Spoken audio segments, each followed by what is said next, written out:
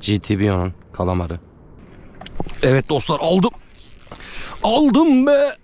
Aldım be. Güzel bir balık aldık dostlar.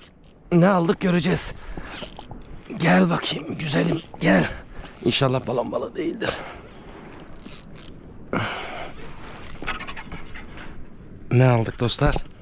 Evet, mükemmel bir balon balığı aldık dostlar. Mükemmel bir balon balığı aldık. Evet. Hadi hoşça kal.